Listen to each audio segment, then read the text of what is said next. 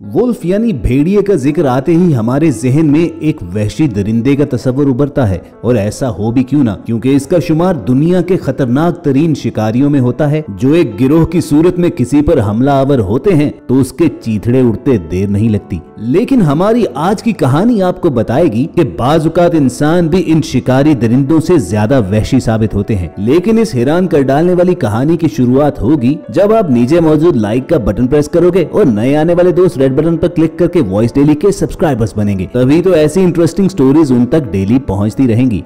दोस्तों, फिल्मों जैसी इस कहानी का मेन कैरेक्टर है एक लड़की जिसकी शादी उसकी मर्जी के खिलाफ घर वालों ने पैसे और ताकत की लालच में एक अमीर शख्स से कर दी थी। वो लड़की अपने घर वालों के फैसले से खुश तो नहीं थी, लेकिन अपनी माँ बाप की मर्जी के खिलाफ जाना उसने पसंद नहीं किया। शादी के बाद भी उस बेचारी की जिंदगी काबिले रहम ही रही और यूं कई बरस बीत गए। लेकिन फिर एक रोज उसकी मुलाकात एंड्रयू नाम के एक नौजवान से हुई। वो दोनों एक दूसरे को पसंद करने लगे और फिर लड़की ने यह फैसला किया कि वो अपने घर को छोड़कर एंड्रयू के साथ किसी ऐसी जगह चलकर रहेगी जहां कोई उन्हें ढूंढ न सके। एंड्रयू चूंकि एडवेंचर पसंद था, चुनाचे उन्होंने अपने रहने के लिए एक जंगल जैसे वीराने का इंतखाब किया जहां एंड्रयू एक शिकारी बन गया, जबकि वो लड़की घर संभालने लगी। अगरचे लकड़ी की इस छोटी सी हट के अंदर उसे पहले जैसा आराम, सुकून और आसाइशें तो नहीं थी, लेकिन कई सालों के बाद पहली मर्तबा ऐसा हो रहा था कि वो लड़की खुश थी। एक रोज एंड्रयू शिकार से वापस आया तो उसके साथ एक वुल्फ पपी यानी भेड़िए का बच्चा था जिसकी माँ को इल्लीगल शिकार करने वालों ने मार डाला था। उस लड़की को एंड्रयू की गैर मौजूदगी में अपनी तन्हाई का साथी मिल गया। चुनाचे उसने बिल्कुल अपने बच्चे की तरह उस वुल्फ पपी को पालना शुरू कर दिया और फिर वक्त गुजरने के साथ साथ वो छोटा सा पपी एक जवान खूबसूरत भेड़िए में बदल गया। भेड़िए चूंकि फितरतन आजाद रहना पसंद करते हैं, चुनाचे एक रोज वो उस घर को छोड़कर जंगल की तरफ चला गया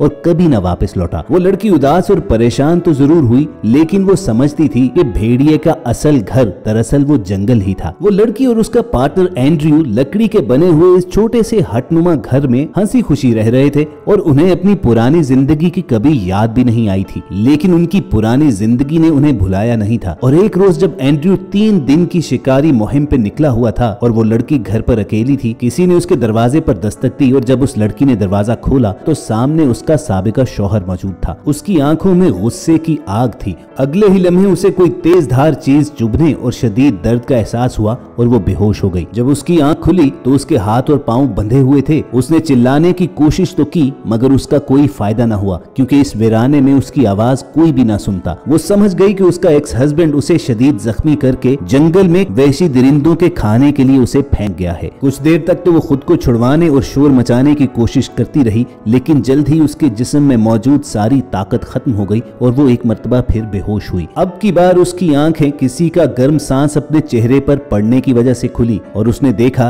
कि एक भेड़िया उसके पास मौजूद है। लड़की को पता चल गया कि अब उसका एंड करीब है। चुनाचे उसने अपनी आंखें बंद कर ली और भेड़िए के हमले का इंतजार करने लगी। मगर जंगल के उस बेरहम शिकारी ने एक अजीब काम किया। वो उस लड़की के पिछली जानिब गया और बड़ी एहतियात के साथ उसके हाथ और पांव पर बंधी हुई रस्सियां चबाना शुरू कर दी। उस लड़की को बिल्कुल भी इस बात पर यकीन न आया, लेकिन उसके हाथों पर बंधी हुई रस्सियां अपने तेज धार दांतों से खोलने के बाद वो भेड़िया उसके पास बैठ गया और तब तक उसकी हिफाजत करता रहा जब तक उसने अपने पांव भी अपने हाथों से खुद आजाद न कर लिए। काफी सारा खून बह जाने और बहुत लंबे अरसे तक बंधे होने की वजह से उसे फौरी तौर पर हिलने जुलने में मुश्किल तो हुई, लेकिन अपनी बॉडी नॉर्मल होने के बाद जब उसने मुड़कर उस भेड़िए की जानिब देखा तो उसे फौरन पता चल गया कि ये वही जानवर है जिसे उसने बिल्कुल एक बच्चे के तौर पर पाला था। वो भेड़िया कुछ देर तक तो उसके साथ चलता रहा, लेकिन फिर दोबारा जंगल में चला गया। वो लड़की कई घंटे चलकर करीबी गांव पहुंची, अपने जख्मों का इलाज करवाया और फिर उसके बाद अपने एक्स हस्बैंड के खिलाफ पुलिस स्टेशन में कंप्लेन फाइल की। पुलिस ने उसकी रिपोर्ट पर अमल करते हुए मुजरिम को पकड़ने के लिए छापा तो मारा, लेकिन उनके हाथ कोई ना आ सका। मगर चंद ही रोज के बाद उस लड़की को पुलिस स्टेशन से कॉल आई कि उसके एक्स हस्बैंड की कटी फटी लाश जंगल के उसी इलाके के पास से मिली है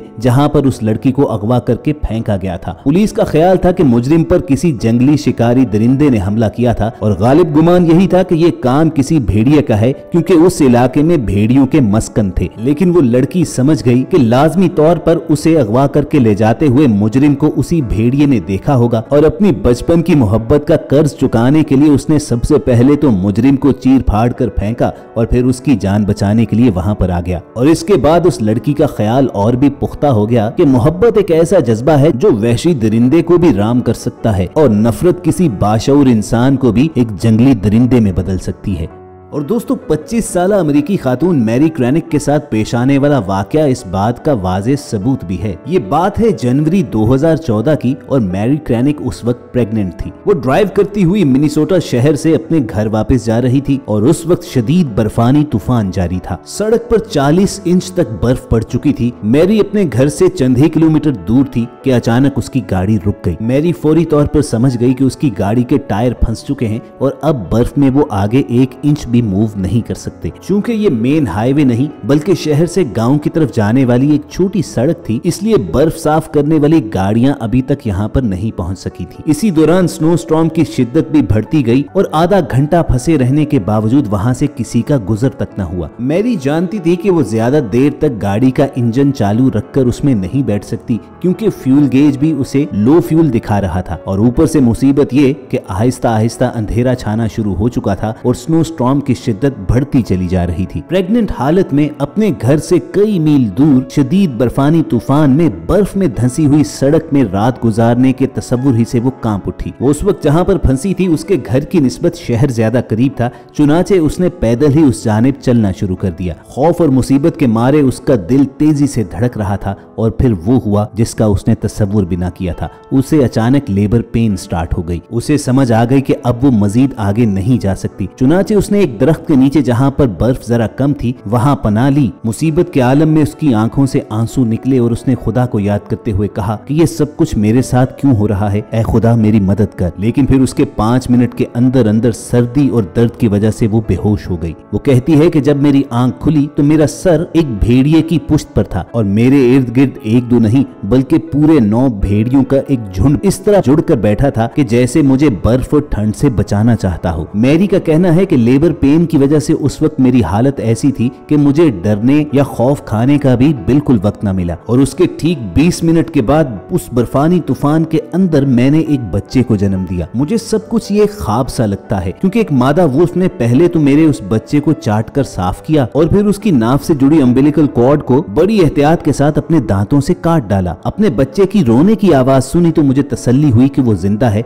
चुनाचे मैंने उसे दूध पिलाना शुरू कर दिया। इस सारे मामले के दौरान भेड़ियों का वो झुंड मेरे इस कदर करीब लेटा रहा कि उनकी नर्म फर ने उस बर्फानी तूफान में बिल्कुल मुझे कंबल की तरह गर्म रखा। तमाम भेड़िए उस वक्त तक मैरी के गिर्द घेरा डालकर बैठे रहे जब तक उसका शौहर खुद उसकी तलाश में वहीं पर न आ गया और उनके करीब आने पर वो उठकर थोड़ी दूर जाकर खड़े हो गए और तब तक वहां से न गए जब तक उन्हें इत्मीनान न हो गया कि मैरी और उसका बच्चा अब महफूज हाथों में है। इस वाकये के कई दिन बाद जब मैरी और उसके हस्बैंड ने मीडिया को इंटरव्यूज दिए तो उनकी बातों पर यकीन करने वाले बहुत कम लोग थे। लेकिन दोस्तों मौजज़े तो होते ही हैं और आप कमेंट करके बताइए कि आपको इन कहानियों पर यकीन आया या नहीं। और अगर वॉइस डेली की ये एपिसोड आपको पसंद आई हो तो नीचे मौजूद लाइक का बटन प्रेस करना मत भूलना। जल्द मिलने की उम्मीद के साथ आपको अलविदा कहेंगे। देखते और सुनते रहिए वॉइस डेली।